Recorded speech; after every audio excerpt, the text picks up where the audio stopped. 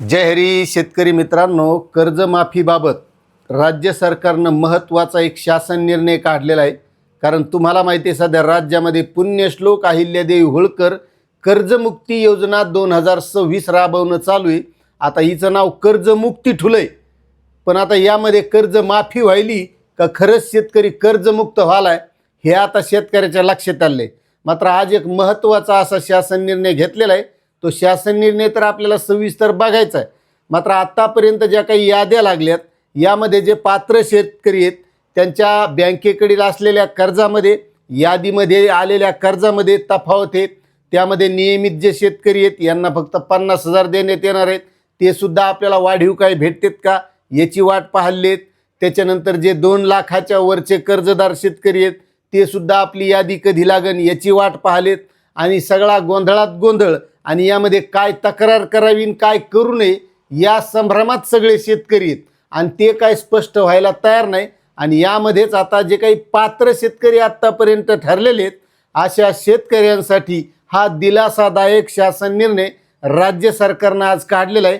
तो शासन निर्णय सविस्तर समजून घ्या, म्हणजे ही कर्जमाफी किती दिवस चलल, काय चलल, किती निधीची तरतूद झाली, कोणत्या शेतकऱ्याला मिळेल हे सगळं तुमच्या लक्षात येणार आहे। मात्र व्हिडिओ शेवटपर्यंत बघा। चॅनलवर नवीन असाल तर सबस्क्राईब करा आणि जास्तीत जास्त शेतकऱ्यांना शेअर करा।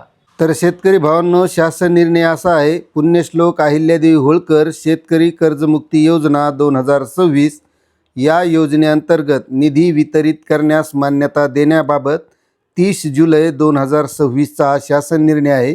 2/6/2026 रोजी ही कर्जमुक्ती योजना जाहीर केली। या कर्जमुक्ती योजनेमध्ये 2026-27 या वर्षामध्ये पुरवणी मागणीद्वारे 20,552 कोटी रुपयांची तरतूद करण्यात आली होती। त्यामध्ये 1 कोटी इतका निधी सहकार आयुक्त व निबंधक पुणे यांना उपलब्ध करून देण्यात आलेला आहे।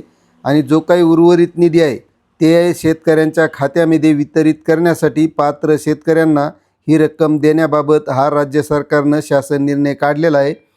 सन 2026-27 या आर्थिक वर्षात पुण्यश्लोक अहिल्यादेवी होळकर शेतकरी कर्जमुक्ती योजना 2026 या लेखाशीर्षाअंतर्गत 20,552 कोटी इतका निधी मंजूर असून सध्या स्थितीत या लेखाशीर्षाखाली 20,551 कोटी इतका निधी शिल्लक आहे। सदर निधीपैकी 7,000 कोटी रुपये फक्त इतका निधी वितरित करण्यास राज्य सरकारने मान्यता देण्यात आलेली आहे।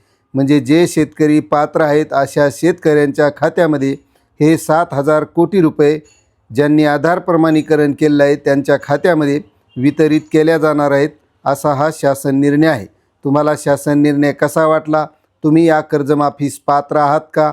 तुम्ही आधार प्रमाणीकरण केलेलं आहे का? नक्कीच कमेंट करा। चॅनलवर नवीन असाल तर सबस्क्राईब करा आणि जास्तीत जास्त शेतकऱ्यांना शेअर करा। धन्यवाद।